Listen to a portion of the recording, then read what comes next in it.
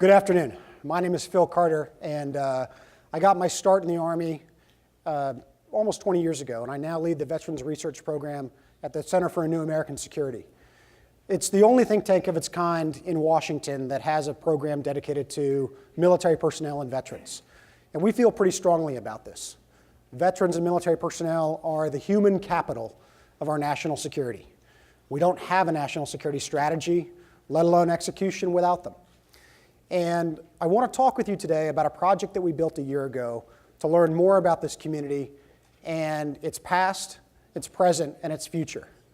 This is the Veterans Data Project. And I want to start by talking about two ways that we tell the story of veterans. The first is heroic narrative, and it begins in places like Lexington and Concord with the nation's first veterans who gave birth to our country. These veterans fought and in some cases died to create a country based on their ideals. And the story continues to places like Tripoli and Derna and Chapultepec with the nation's first expeditionary conflicts, and then continues with the 2.5 million men who served in the Union Army and the 1.1 million who served in the Confederate Army. These veterans were our first large veterans community, and we tell their stories often. We tell their stories of how they came home and started the first large veterans groups, gave us holidays like Memorial Day, and in some cases, gave us benefits that live to this day. We still pay one survivor of the Civil War about $800 a year in a survivor pension that goes every month to a woman in North Carolina. Such is the long tale of war.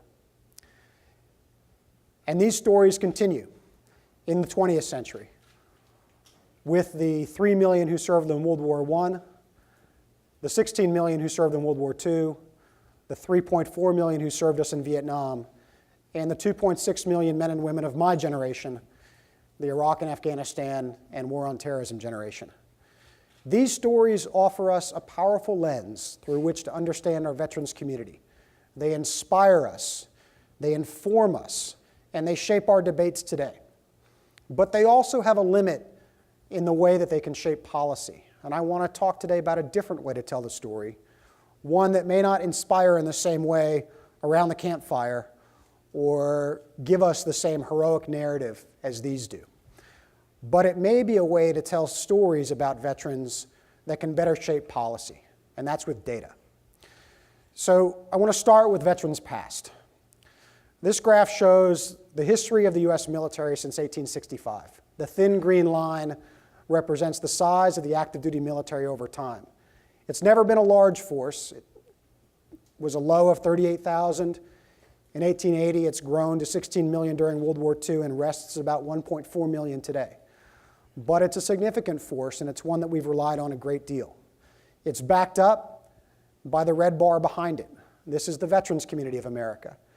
It has grown over time too, growing and shrinking with each major conflict, just like the active duty population, to 22 million or so today. And then we see the U.S. population behind that, which has grown from 35 million in 1865 to 317 million today. This is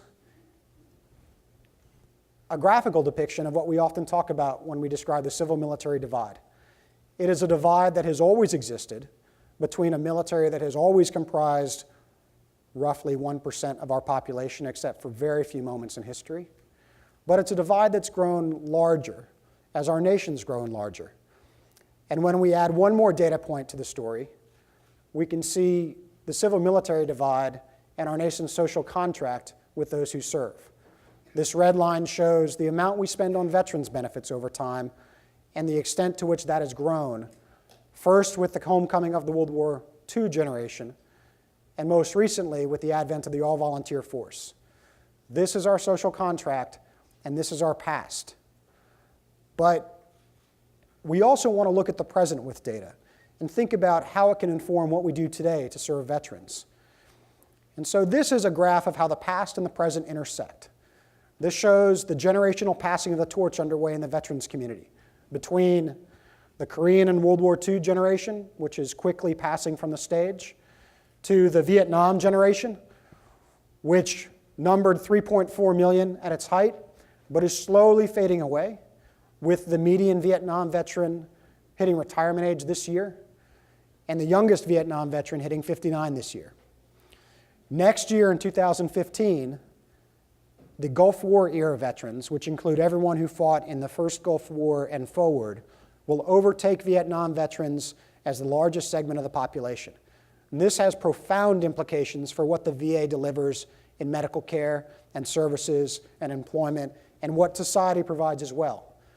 It's a shift from geriatric medicine to sports medicine, from retirement to employment, and most significantly for this generation, from individuals who served as single soldiers to those who now serve with families.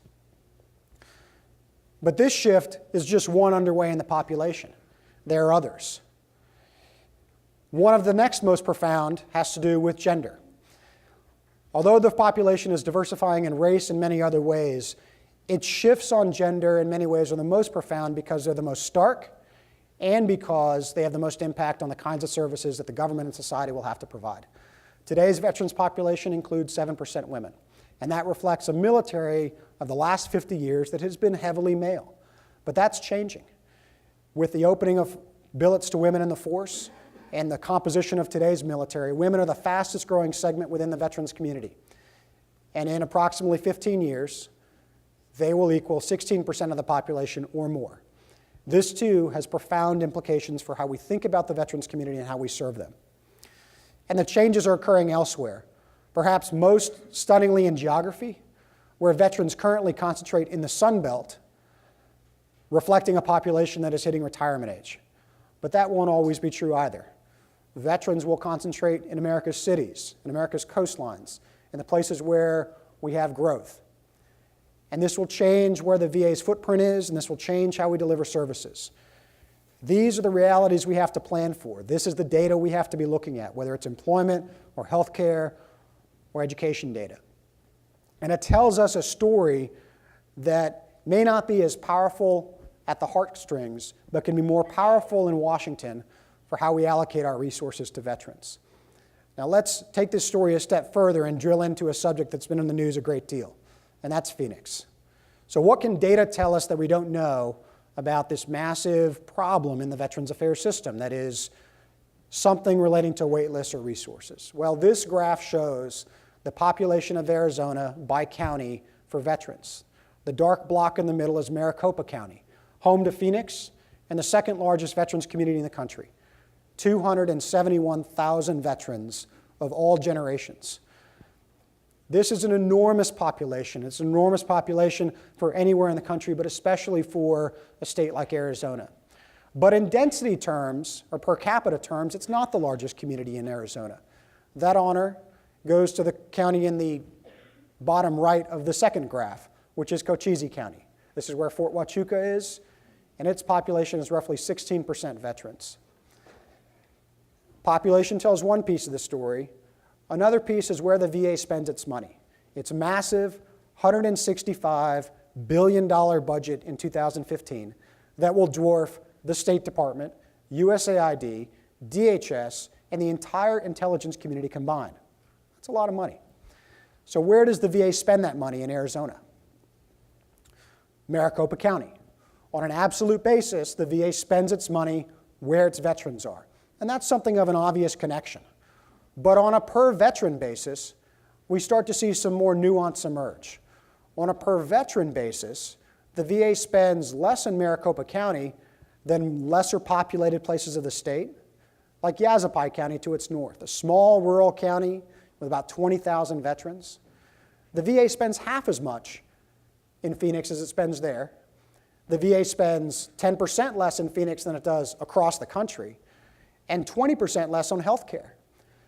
Suggesting a few conclusions. Possibly resources aren't the issue. Possibly there are economies of scale in large cities where we have a lot of veterans.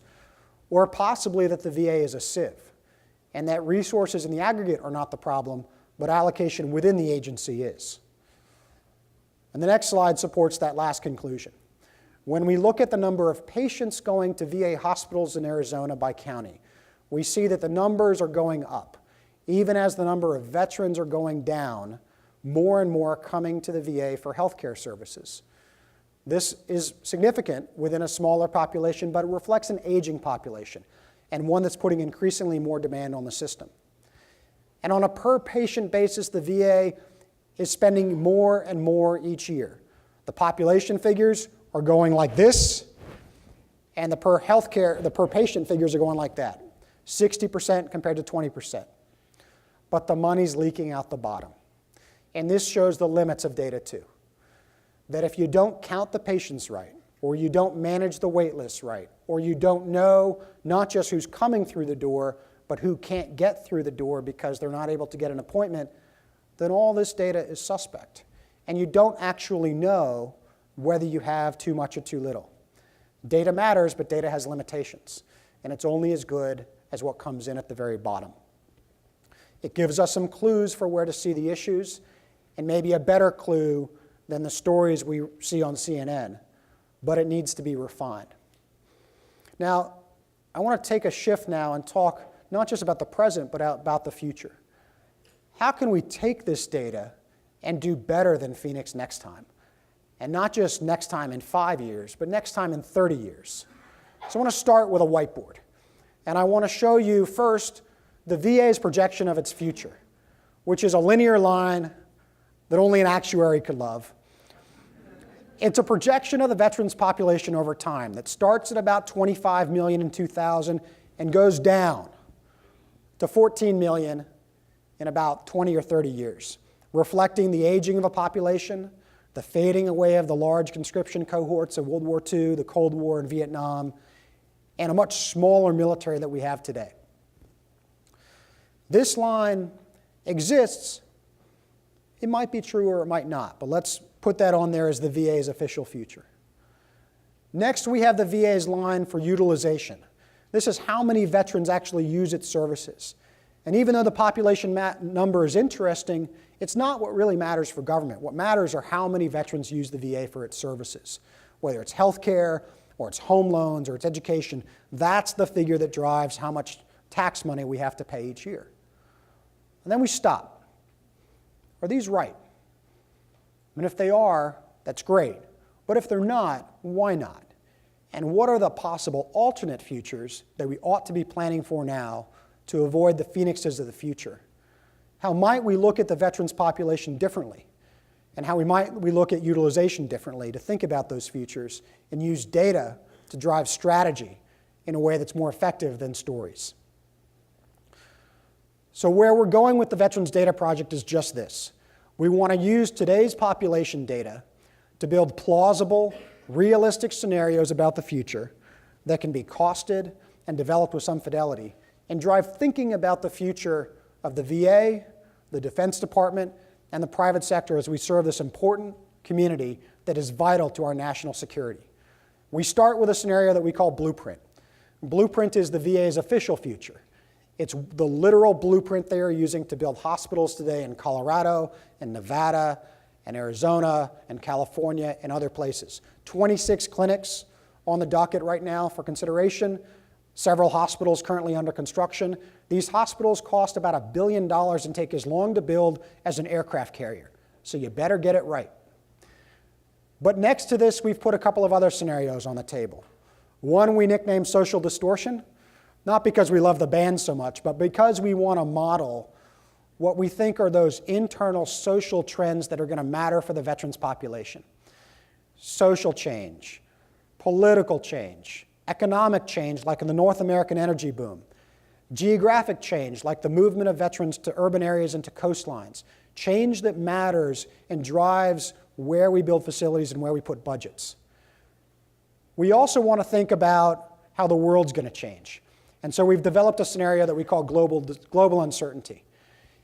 As you saw on that story about the past, about once a generation, we muster a few million men and women to serve. We send them overseas and they come home. And then they need our support. And if we fail to plan for that now, if we just think about that linear future with no spikes for future war and no spikes for future demand, then we will fail. And so we have to include global uncertainty in our planning for the future too. So how do we do this? Well, we start with the data. And this is kind of a nauseating look at what the raw data looks like. It's hard to imagine doing much planning with this, but what we've been able to do with some of our tech partners is deconstruct this data into its core math. Its underlying assumptions, its underlying arithmetic, its underlying values. What you see here is a deconstruction of the veterans population projections into 50 state trajectories. These are how each state are going to change over time. And once we do this, we can change these models. We can say, you know, I don't know that many veterans are going to go to Florida. They might go to New York, or they might go to North Dakota to work in that energy boom. And we can adjust the projections based on where we think and where you think and where the best minds in America think veterans will be. And we can drive those alternate strategies that the VA needs to plan for in the future. And we can then test the current structure of the VA and the current structure of our society and ask, are we up to the challenge? Are we ready for 2020 and 2030 and 2040 and the different scenarios that are to come? But there's a bigger idea that we have too. And this is one that's inspired both by the past and the present. When I talked to you about the Civil War, I mentioned that we're paying benefits still to a Civil War survivor. Well, that program still exists. It's the VA Survivor Pension. And we will pay benefits in the year 2165 to the dependent of a veteran who's now serving in Afghanistan. That's an actuarial fact.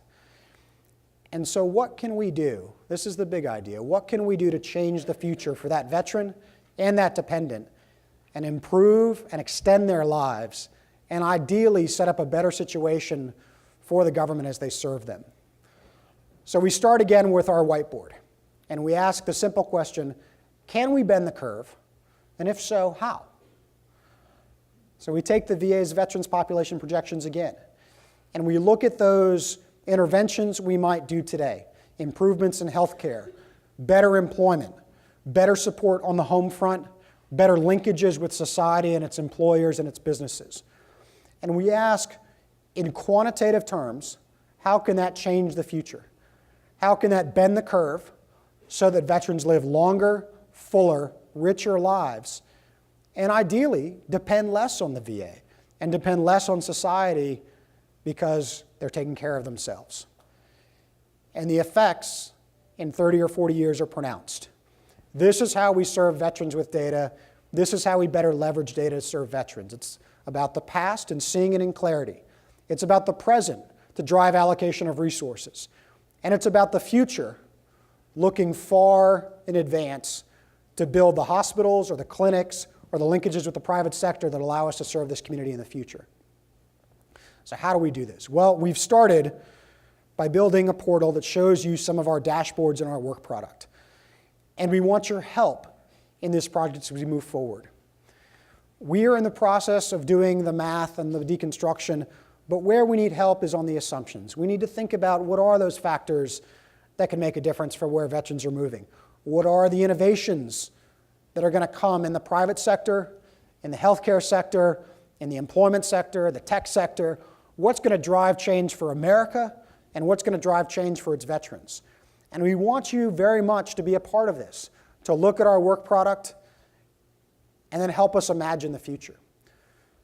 We want your help thinking about these factors. We want your help telling us what you think they are. We want your help spreading these ideas and telling the story of veterans, not just with the compelling stories of heroic narrative, but also with the data, because we think that's a better way to drive strategy and policy. No one's ever going to sit around a campfire and tell a story about a spreadsheet. Well, I might, but no one else will. We're going to tell those heroic stories because that's what inspires. That's what lifts us up. That's what inspires generations of future sergeants and lieutenants to lead their men and women to the next objective. But the way that we serve veterans in the future is not just with those stories, it's with the other kind of story too. And I hope you'll join us in telling that story and be a part of our Veterans Data Project in years to come. Thank you.